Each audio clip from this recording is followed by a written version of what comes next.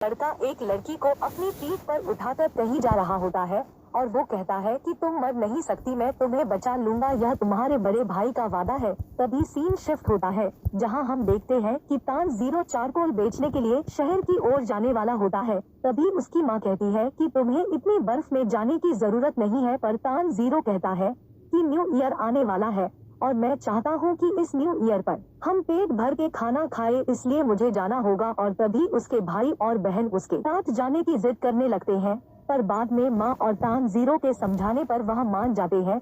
फिर तानजीरो वहाँ से निकल पड़ता है, लेकिन रास्ते में उसे उसकी बहन नेजुको मिलती है और कहती है कि वो उसके छोटे भाई को सुला रही थी, नहीं तो वो बहुत रोता। अब तानजीरो शहर की ओर चला जाता है। अब शहर पहुंचकर चारकोल बेचने लगता है, पर तभी हम देखते हैं कि एक लड़का एक औरत से बचते हुए तानजीरो के पास आता है और कहता है प्लीज तानजीरो इसे सूंघ कर बताना कि इसे किसने तोड़ा है। और तब तानजीरो उसे सूंघ कर बताता है कि इससे बिल्ली की गंध आ रही है। तभी वो लड़का उस लेडी को कहता है कि मैंने तो पहले ही कहा था, मैंने प्लेट नहीं तोड़ी। अब हम देखते हैं रात हो जाती है और तानजीरो घर की ओर निकल पड़ता है, पर तभी एक बूढ़ा आदमी तानजीरो को कहता है घर जाने का सही समय नहीं है, तुम्हें घर के अंदर आ जाना चाहिए, इससे पहले ही राक्षस आ जाए। तानजीरो घर के अंदर आ जाता है और खाना खाने लगता है। रात को आकर इंसानों को खाते हैं, इसलिए तुम्हारा रात को घूमना ठीक नहीं, तुम सो जाओ और सुबह अपने घर निकल जाना। अब सुबह तानजीरो घर के लिए चल पड़ता है, पर जैसे ही वो अपने घर के पास पहुंचता है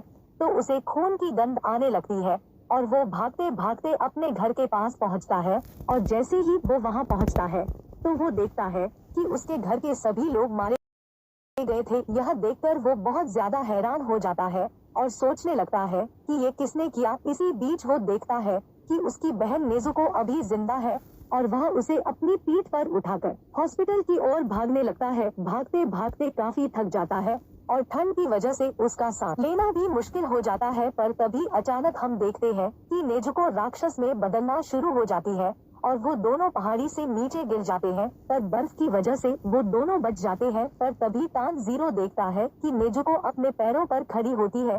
तब तानजीरो कहता है तुम्हें खड़े होने की जरूरत नहीं है, मैं तुम्हें उठाकर डॉक्टर के पास ले जाऊंगा। और तभी नेजुको राक्षस बन गई और तानजीरो पर हमला कर देती है और तानजीरो अपने आप को बचाने के लिए अपनी कुल्हाड़ी की लकड़ी को उसके मुंह में फंसा देता है, पर नेजुको तानजीरो पर भारी पड़ने लगती है और तानजीरो इमोशन होकर कहने लगता है मुझे माफ करना, जब तुम मर रहे थे मैं सो रहा था, मैं किसी को भी बचा नहीं सका, पर मैं कम से कम तुम्हें जरूर बचाऊंगा, हौसला रखना, तुम राक्षस नहीं बन सकती। तभी हम देखते हैं कि नेजुको की आंखों से आंसू आने लग जाती है, पर अचानक से एक लड़का तलवार से नेजुको पर हमला कर देता है, पर तानजीरो उसे बचा लेता है।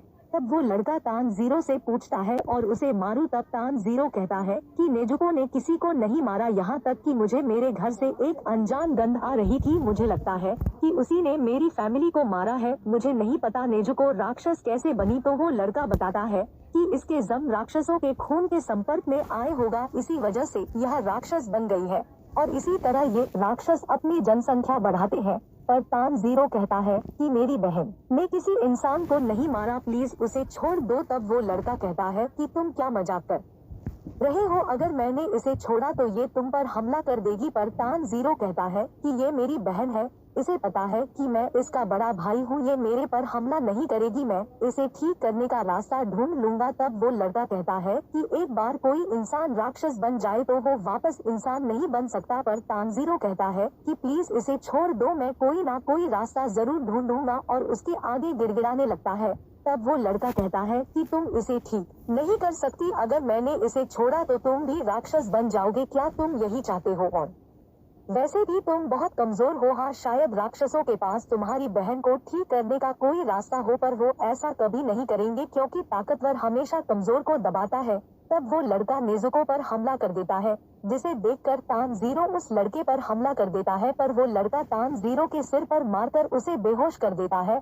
और तभी वह देखता है कि तानजीरो के पास उसकी कुल्हाड़ी नहीं है और तभी वह कुल्हाड़ी उसके पास से गुजरकर पेड़ पर लगती है। तब वो लड़का तानजीरो की चालाकी को देखकर काफी इम्प्रेस हो जाता है कि कैसे उसने उसे चकमा देकर उसे उलझाए रखा, पर उसका असली प्लान तो कुछ और था। पर तभी नेजुको उस लड़के पर हमला कर देती है और तानजीरो की तरफ जाने लगती है। पहले तो उस लड़के को लगता है कि नेजुको तानजीरो पर हमला करने वाली है, पर अचानक वह देखता है कि नेजुको तानजीरो को बचाने लगती है।